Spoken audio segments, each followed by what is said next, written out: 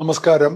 ഞാൻ doctor P Abraham, physician, asthma, allergy and allergy immunology specialist, integrative and complementary medicine consultant. കോട്ടയത്തും എറണാകുളത്തും ഞാൻ practice ചെയ്യുന്നുണ്ട്. ചൊവ്വ, വ്യാഴം, ശനി കോട്ടയത്തും, തിങ്കൾ, ബുധൻ, വെള്ളി എറണാകുളത്തും.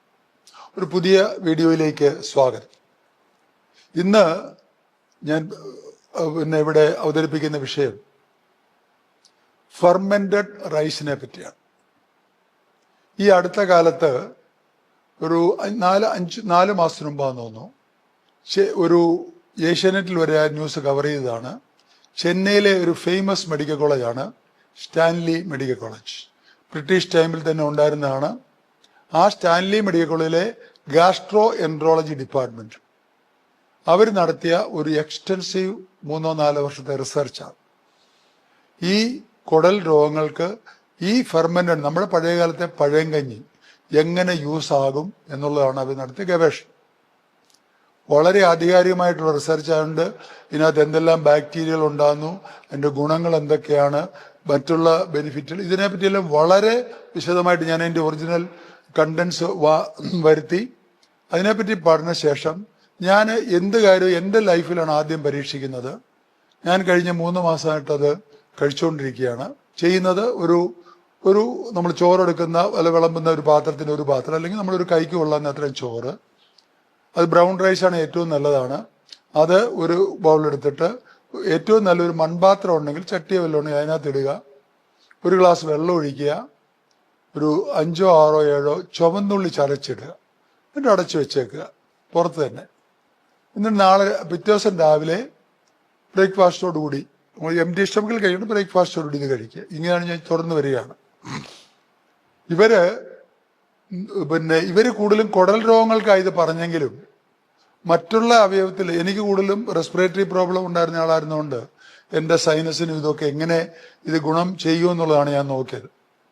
വളരെ തൃപ്തികരമായ റിസൾട്ടാണ്, ഇത് പറഞ്ഞ അതിശയകരമായ റിസൾട്ടാണ് കിട്ടുന്നത്. ഞാനിപ്പോൾ ഇത് എൻ്റെ രോഗികളിൽ വളരെയധികം ആൾക്കാർക്ക് ഇത് പറഞ്ഞു കൊടുക്കാറുണ്ട്.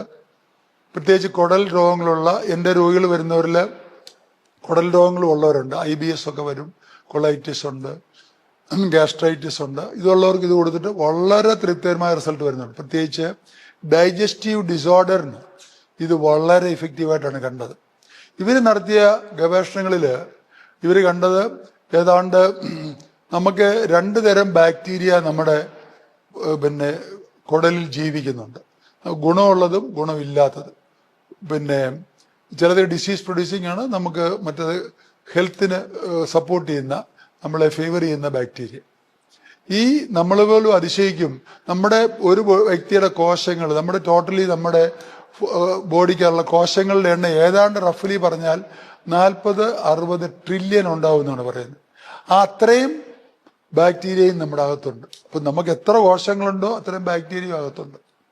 അതാണ് അതിന്റെ ഓഷ്യം. അപ്പൊ ഇതിനെപ്പറ്റിയുള്ള, ഞങ്ങളൊക്കെ MBBS MD പഠിക്കും പോലും ഇതിനെപ്പറ്റിയൊന്നും, പ്രത്യേകിച്ച് ബാക്ടീരിയ എന്താണ് ചെയ്യുന്നത്, ഇതിനെപ്പറ്റിയൊന്നും കാര്യമായ അറിവില്ല.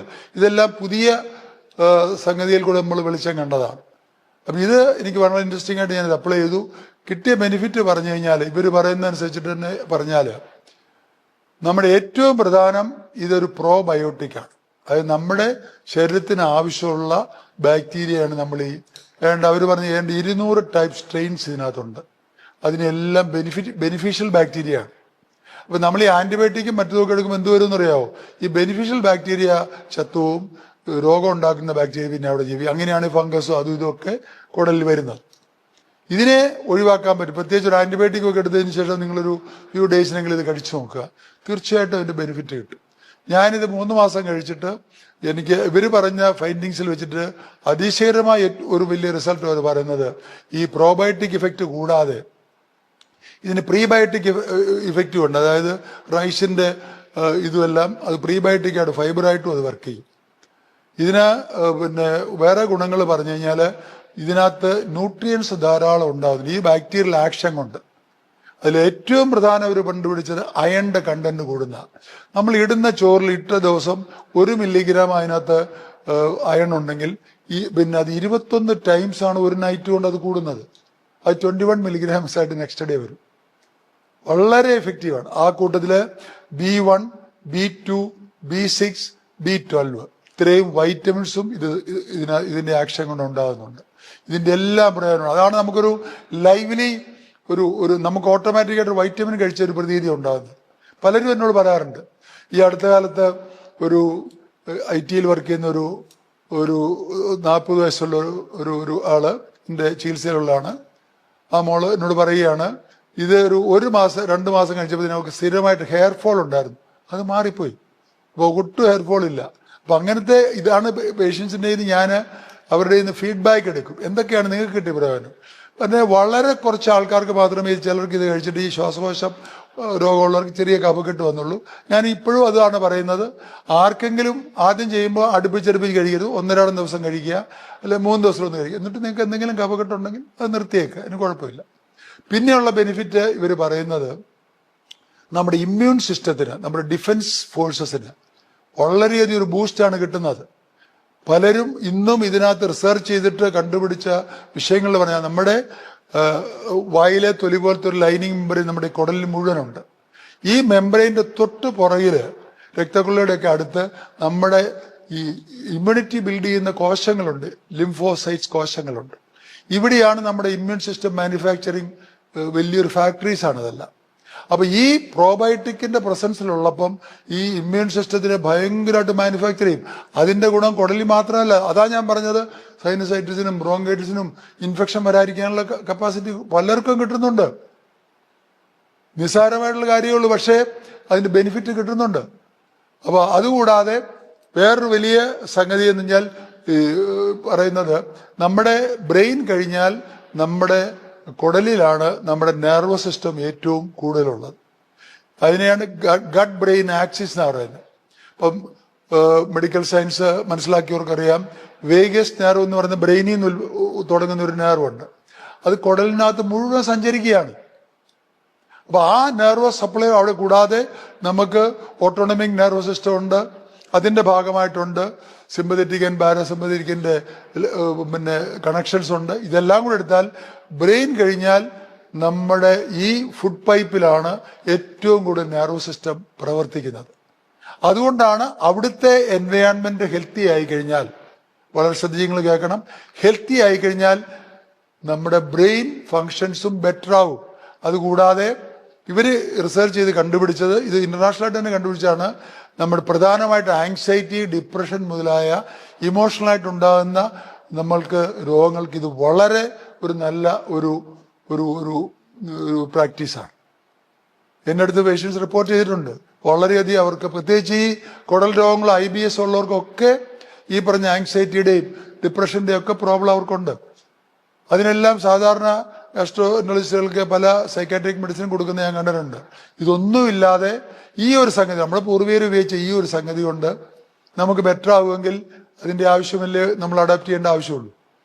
ഇതുകൊണ്ട് ഇതിന് വേറെ നമ്മൾ പറഞ്ഞാൽ, അപ്പൊ ഇതിനും ഈ ആക്സിസ് സ്ട്രോങ് ആയി നമ്മുടെ ഇത് കൂടാതെ ഹെൽത്ത്, പിന്നെ നമ്മുടെ സ്കിൻ ഹെൽത്തിന്, ഗ്ലോയിങ് സ്കിൻ, ഇതായത് കൊളാജൻ, ഇതിന്റെ പ്രവർത്തനം കൊണ്ട് നമുക്ക് കൊളാജന്റെ സിന്തസിസ് കൂടും. കൊളാജൻ വരുമ്പോൾ നമുക്ക് ഇലാസ്റ്റിക് സ്ട്രക്ചർ വരും, സ്കിന്നിലെ ചുളിവുകളൊന്നും എത്രയായാലും വീഴുകയില്ല. മനസ്സിലായില്ലേ? അതും നമുക്ക് ഇതിന്റെ കൂടെ കിട്ടുന്നതാണ്. ലാസ്റ്റില് നമ്മുടെ ദഹന വ്യൂഹം നന്നായിട്ട് പ്രവർത്തിക്കും, ഡൈജഷൻ നന്നാവും, കോൺസ്റ്റിപ്പേഷൻ ഉള്ളവർക്ക് അത് മാറി കിട്ടും. അപ്പൊ ഇത്രയോ വലിയൊരു ബെനിഫിറ്റാണ്. നമ്മുടെ പൂർവികര് ഇതൊന്നും അറിയാതെ തന്നെയാണ് ഉപയോഗിച്ചത്. അന്നത്തെ കാലത്ത് പട്ടിണിയുടെ കൂടുതലുണ്ടായിരിക്കും, രാവിലെ ഉണ്ടാക്കുകയുമില്ല, രാവിലെ ഇവർക്ക് ജോലിക്ക് പോകണ്ടേ. തലേദിവസത്തെ ചോറ് മിച്ചമുള്ളത് വൈകുന്നേരം അല്ലെങ്കിൽ ഉച്ച കഴിയുമ്പോൾ അവർ കുറച്ചെടുത്ത് പാത്രത്തിലിടും, പറ്റുമെങ്കിൽ കുറച്ച് ഇഞ്ചിയോ അല്ലെങ്കിൽ കുറച്ച് ചുവന്നുള്ളി ഇടും, പിറ്റേ ദിവസം കറി കൂട്ടി ഇവർ കഴിക്കും. മറ്റുള്ള രോഗങ്ങളില്ലാത്തവർക്ക്, ഞാൻ പറയും ശ്വാസകോശ രോഗമോ കഫക്കെട്ടോ ഇല്ലാത്തവർക്ക് ഇതിനകത്ത് തൈര് ചേർത്ത് കഴിക്കുന്നതിനും പിന്നെ എനിക്ക് വിരോധമില്ല, കുഴപ്പം കാണുന്നത്. പക്ഷേ കഫക്കെട്ടുള്ളവർ തൈര് വേണ്ട എന്നാണ് എൻ്റെ അഭിപ്രായം. കാരണം അത് അവർക്ക് ചിലപ്പോൾ കഫക്കെട്ടിലേക്ക് ഇതിനെ കൊണ്ടുപോകും. അല്ലാത്തവർക്ക് റെസ്പിറേറ്ററി പ്രോബ്ലം മാത്രമുള്ളവർക്ക് ഞാൻ ഇത് തന്നെ കഴിക്കാൻ പറയുന്നുണ്ട്. നിങ്ങൾ ബ്രേക്ക്ഫാസ്റ്റിൻ്റെ കൂടെയോ അല്ലെങ്കിൽ ബ്രേക്ക്ഫാസ്റ്റ് ആയിട്ടോ സ്വല്പം ഇത് കഴിച്ചു കഴിഞ്ഞാൽ പിന്നെ ഇതിൻ്റെ ആ ലിക്വിഡ്, അതിൽ നിന്ന് ഇറങ്ങുന്ന നീരാണ് ഇതിന് ഏറ്റവും കൂടുതൽ. ഞാൻ എൻ്റെ ഒരു മുൻ വീഡിയോയിൽ പറഞ്ഞിട്ടുണ്ട്, മലയാളിക്ക് ഏറ്റവും കൂടുതൽ കഫക്കെട്ടുണ്ടാക്കുന്നത് കഞ്ഞിയാണ്, അത് രാത്രി കഴിക്കുമ്പോഴാണ്. രാവിലെ ഉച്ചയ്ക്കോ അത് ഇച്ചിരി കഴിച്ചാൽ കുഴപ്പമില്ല. നമ്മൾ ഇതും രാവിലെ കഴിക്കുന്നുള്ളൂ. അതുകൊണ്ട് ഞാൻ കൊടുത്തിട്ടും ഞാൻ എടുത്തിട്ടും കഫക്കെട്ട് കൂടുന്നതായിട്ട് എനിക്ക് കണ്ടിട്ടില്ല. താല്പര്യമുള്ളവർക്ക് ഇത് പരീക്ഷിക്കാം. അതിൽ നിന്ന് തീർച്ചയായിട്ടും ബെനിഫിറ്റ് എനിക്ക് കാണുന്നുണ്ട്. ഇന്നത്തെ ഈ വീഡിയോ നിങ്ങൾക്ക് ഇഷ്ടപ്പെട്ടു എന്ന് വിചാരിക്കുന്നു. നന്ദി, നമസ്കാരം.